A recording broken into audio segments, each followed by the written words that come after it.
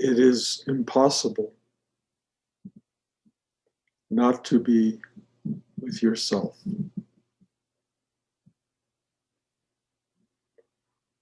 But it is more than possible not to recognize it.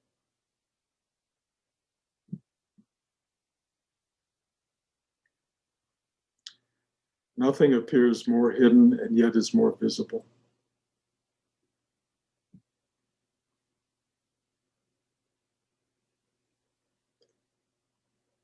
It is always there. It is always available. It always loves you. It is the source of care and comfort. It takes you in at night when you go to sleep, those of us who fall asleep.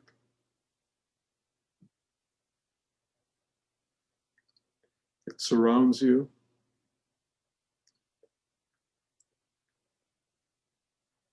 Occasionally it speaks for you. Occasionally it announces itself to you very vividly. But for most people, it's just a word.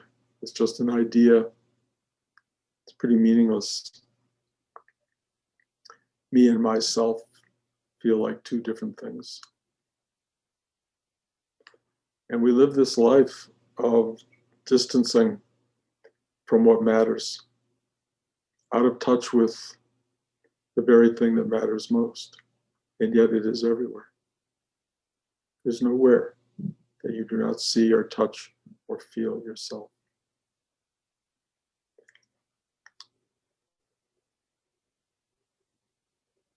Waking up to yourself, finding yourself, realizing yourself, touching yourself is vital to the human experience. And if you fail to do it in this lifetime, I suppose you'll be given other chances. But the mere fact that you met this particular teaching that comes from Rudi and entered Rudi through ancient teachers,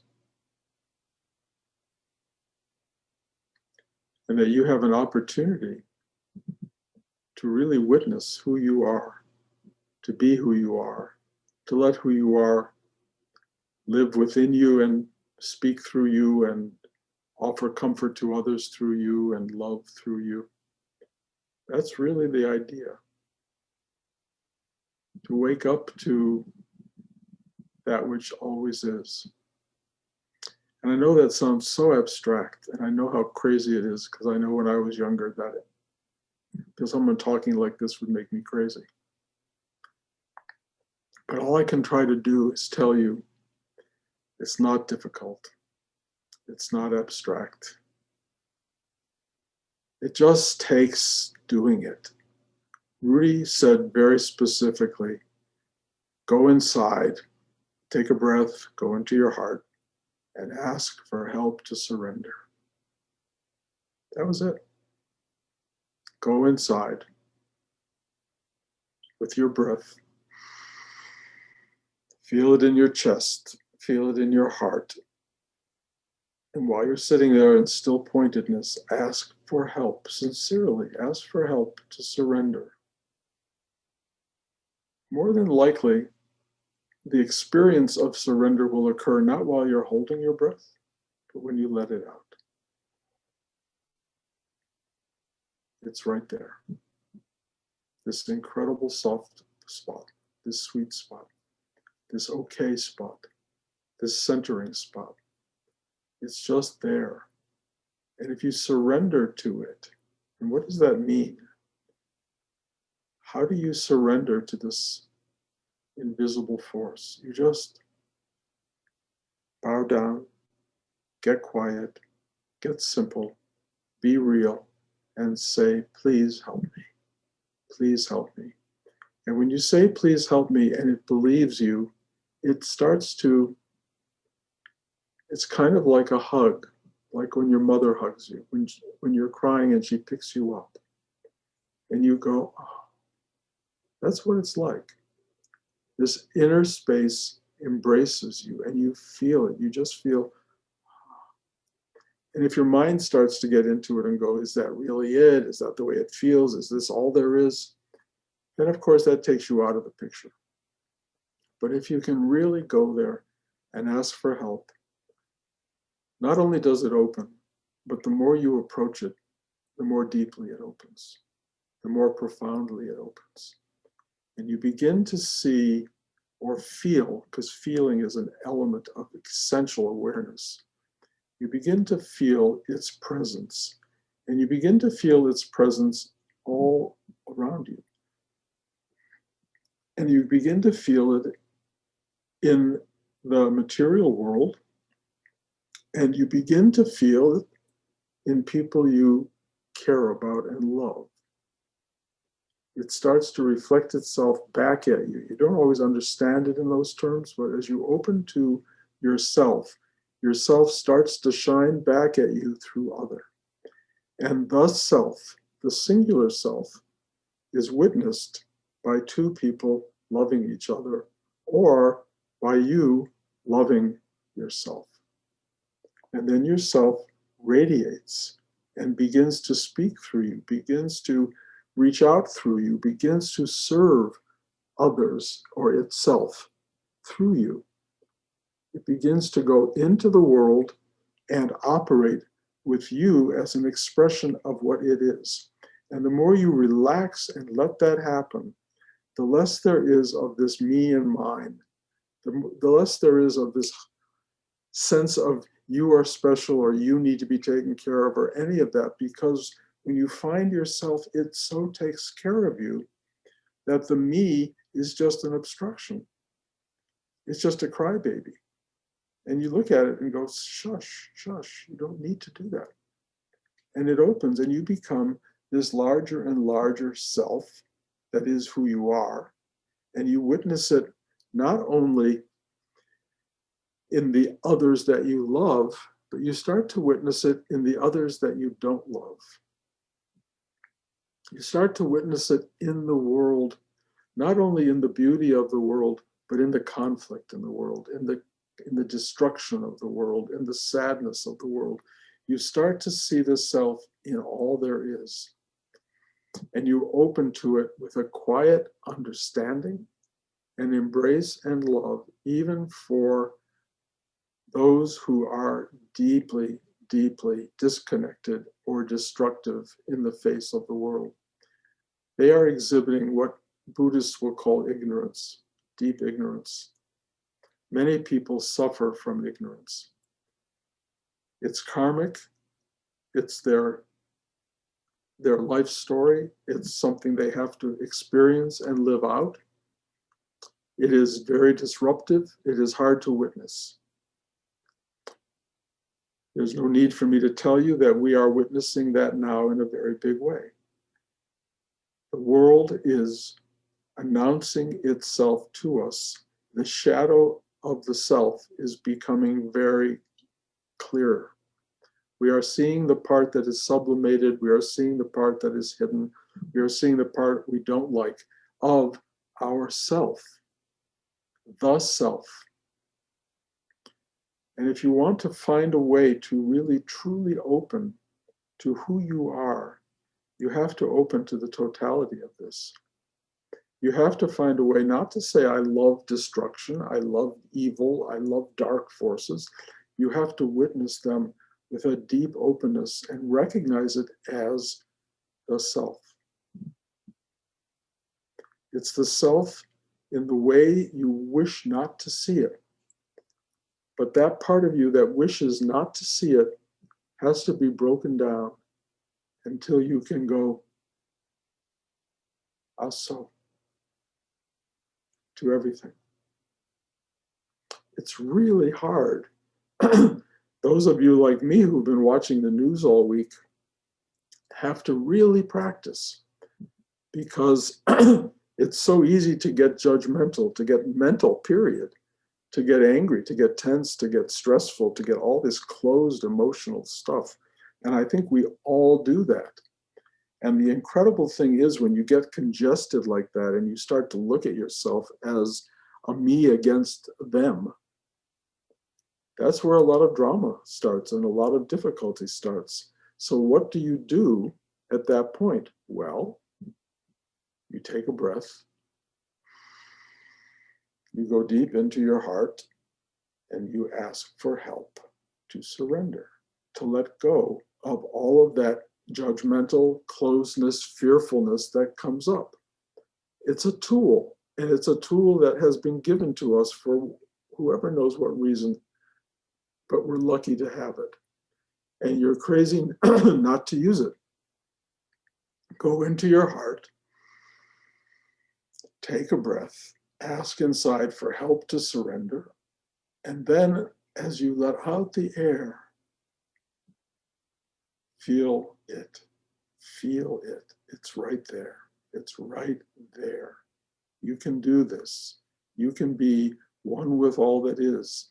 Not that you only can, you are. And if you recognize that you are one with all there is, it's a different relationship to the totality.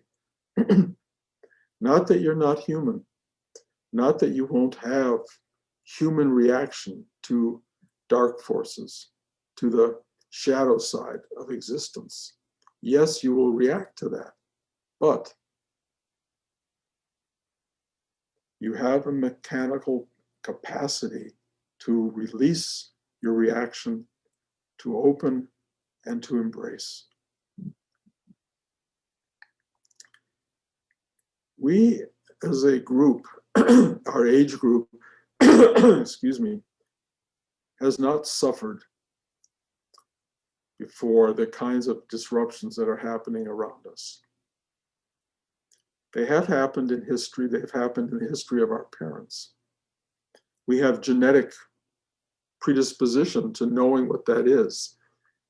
It's not only in our parents. There was a time, honestly, I've been reading this book called Homo Deus, which talks about man as and God, and it keeps referring to this idea that history was basically starvation, war, pandemic.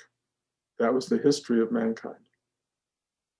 We have done so many things to eradicate those forces, and yet they're still there, but we have created out of chaos civilization. It is a delicate construct and an amazing construct, and it is challenged. It's being challenged dramatically right now.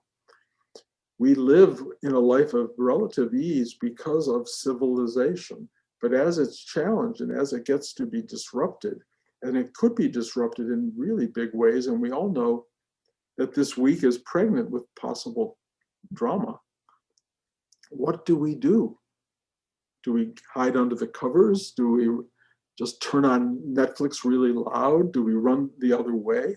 Or do we sit still, take a breath, ask inside for help to surrender, and witness reality? Witness that which is, because it is, it exists. We are in real existence. This is not a dream. This is not something that's just good television. We are really in a place where half of our particular society is in one state of mind and the other half is in a different state of mind. And from where I sit, the other half is deluded. It may be that our half is deluded as well. Mostly, I think delusion is one of the key ingredients that drives humanity, because reality is hard to look at. But when reality arrives with such intensity as it has and is doing right now, it is an enormous opportunity to stop, sit, listen, open to yourself. We're in the middle of a pandemic. You can't go outside. You shouldn't. At least not without masks and all of that hiddenness. But the world is really shaping itself in ways that we haven't observed. But the key is you're in your house, sit still, do the work, open to yourself, find yourself. It's an opportunity. It's not like you have to stop a busy life to do it. You don't have to have any busyness at all. Just do it. Do this work. This is an opportunity to find and meet, engage, celebrate yourself. It's worth discovering. It's everything you have ever wanted sitting right here. And in fact, sitting right there. It is all around you. It is in the people you live with, or the people you meet in the market, or the people you walk by on the street. It is pervasive. The self is all encompassing. It's all there is. If you have not met yourself, it's because you are too preoccupied with your ego mind. Your ego mind is a temporary construct, and it is a source of suffering. Your ego mind is a temporary construct. It will disintegrate. It will not survive. Your self is, we are told, infinite. If that proves to not be true, then let me at least acknowledge that meeting yourself while you're alive, wherever, however long it may exist, is worth the meeting. Finding yourself makes your life worth it. It's not like it's a big deal. I know it sounds like a big deal. And you know, so many people practice meditation for years and years and years, so they will finally get to meet the self. Well, who do you think is practicing that meditation? And why do you think the self is waiting there to get to? It's right here. It's right here, right this second. It's not even magical. I mean, it is, but all you have to do, as they say, is knock and the door shall be opened. Go in. Let it take you. Take that breath. Ask for help to surrender. Exhale and feel the opening. Feel it arrive. Feel it. Just say, it's okay. It's okay. That's really what it does. It just says, it's fine. Do not worry. And it will say that in the very worst of moments. You may have to work a little harder, but in the very worst of moments, even at the moment of death, even at the moment of death struggle, you can take a breath and ask for help. And as you exhale, you will be given the grace of who you have always been as infinite, eternal you. And at some point you will go, thank you, and you will just enter that permanently. I tell you all this because there's so much anxiety now and so much struggle, and I feel it. You know, I thought I was having acid in my stomach because I was drinking too much coffee, so I stopped drinking coffee for a week. It didn't go away. And then I noticed whenever I watched the news, it got worse. And I went, oh, I'm creating this myself. I'm engineering this. But the news seems I can't turn it off because it's part of reality. I know it's part of the, when people might call it the illusion of reality, but it's not. It's reality. Something fundamental is going on. And my body, mind, Bruce guy is very fearful of it, very challenged by it. And I think it's wrong to pretend that I have this magical capacity to sit in a state of bliss while the world is going through this upheaval. I do not. I challenge those people who claim to be in endless bliss while the world is suffering, that that's really their achievement, or that's really a state that isn't delusional. I think reality is there is a mind, body, ego that experiences this stuff, and then there is a greater self that witnesses it.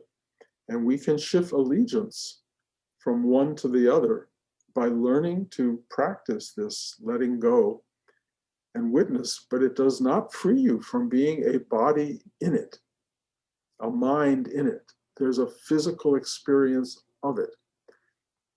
Even if you turn off the TV and don't pay attention, if you do the head in the sand approach, it will get you from the rear end. It's important, I think, to be aware and to witness and to be human. So forgive yourself your humanity if you are having a hard time with all of this, but don't just give in to the struggle. Ask for help to surrender. Ask for help to surrender. You can be in the world and transcendent at the same time and realize that you are all that there is. You are the totality. The totality is not absent you physically. The totality includes you physically, at least for this temporary period. Use your body and your mind to serve all of this by being kind, good, loving, helpful to yourself, which means to those around you, to the other, and to your own being. You have to do both. Help those around you, whoever that is. On quarantine, it's hard to be involved with too many others, but some of us have a singular other. Whoever comes into play, you can call them on the phone, you can reach out, you can write them a note. Be kind, be good, be available, share your gentility, share your grace with others, because that's your capacity. You have an ability to do that. Be the voice of kindness and goodness. Be that which you wish to receive. Even if you're not getting it from the world, be the thing that gives it to the world. That is serving yourself. Serving yourself is an amazing experience. Cleaning up after yourself, washing the dishes, all of the simple moment-to-moment elements of life are part of the celebration. Find that, honor yourself, listen to yourself, let it be the GPS, let it guide you hour by hour, minute by minute, second by second in every choice you make, and you will live a life where you come to know and be and are yourself. That's kind of the only reason I think we're here, is to do that. So, because I can say this thing in a million different ways, I'm going to stop with the simplicity of it, which is when you need to take a breath into your heart, hold it for 10 seconds, ask inside for help to surrender. And then again, my experience, more than while I'm holding it, but as I'm letting out that little bit of air, something relaxes and opens, and it's attunement to who I am and who we all are. And it is majestic and wondrous and beyond understanding, and it's sitting right at the core of who you are. Just do that. Thank you.